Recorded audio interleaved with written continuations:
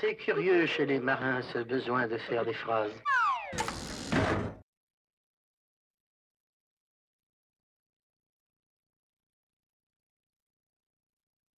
Je vais lui montrer qui c'est Raoul. Aux quatre coins de Paris qu'on va le retrouver éparpillé par petits bouts façon puzzle.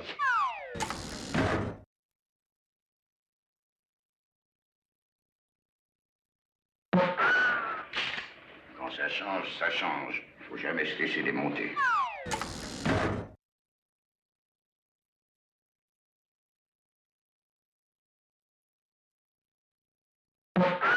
Écoute, on te connaît pas. Et laisse-nous te dire que tu te prépares des nuits blanches, des migraines, des nervous breakdown, comme on dit de nos jours.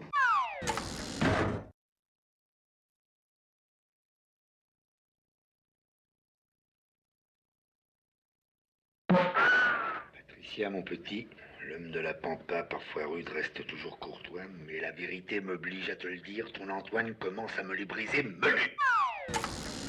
Yeah, yeah, ya, ya, yeah, yeah, ya, ya. Les Tontons Flingueurs, c'est le film culte par excellence pour les gens de ma génération. Je suis pas si vieux que ça.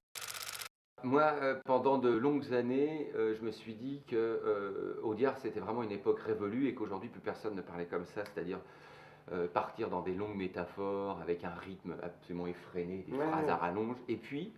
Le mot d'auteur pour le mot d'auteur, pour se faire plaisir aussi de temps en temps. Et puis finalement, nous, dans le cadre de Caméra Café, qui est une structure très, très stricte, où ça se passe dans un huis clos, on est obligé d'avoir des dialogues plutôt bien travaillés. Oui, Enfin, travailler, lapidaire, comme ça, très rapide, très vif, qui exprime tout de suite une idée sans qu'on ait besoin d'en faire des tonnes, effectivement. Et on s'est aperçu que là, la méthode de travail, la méthodologie de travail, du fait de l'influence, on s'en est aperçu, parce que les gens nous le disent, quoi. C'est vrai qu'il y a des accents audiariens.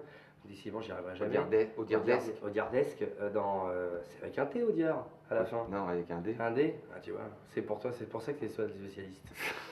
C'est ça le spécialiste. C'est ça le spécialiste.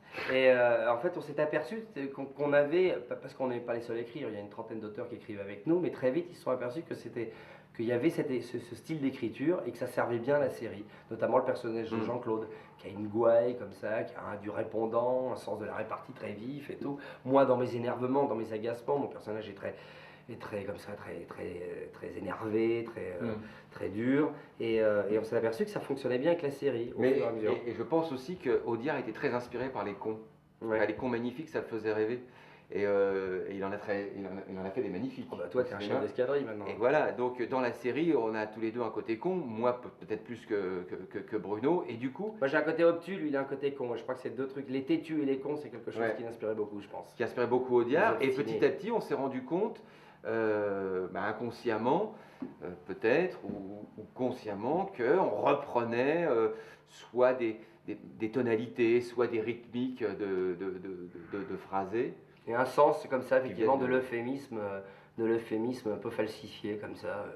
Tu vois, la petite phrase qui en camoufle une autre, etc. Juste pour le plaisir, de se faire plaisir. Et les acteurs servent bien ça, toute l'équipe sert bien ça, et les auteurs l'ont bien compris. Et c'est vrai qu'il y a c'est peut-être la seule série qui soit vraiment franco-française de ce point de vue-là. Regardez, c'est formidable. Formidable. Avec un bon morceau de chocolat. Ouais. Yeah, yeah, ya, ya,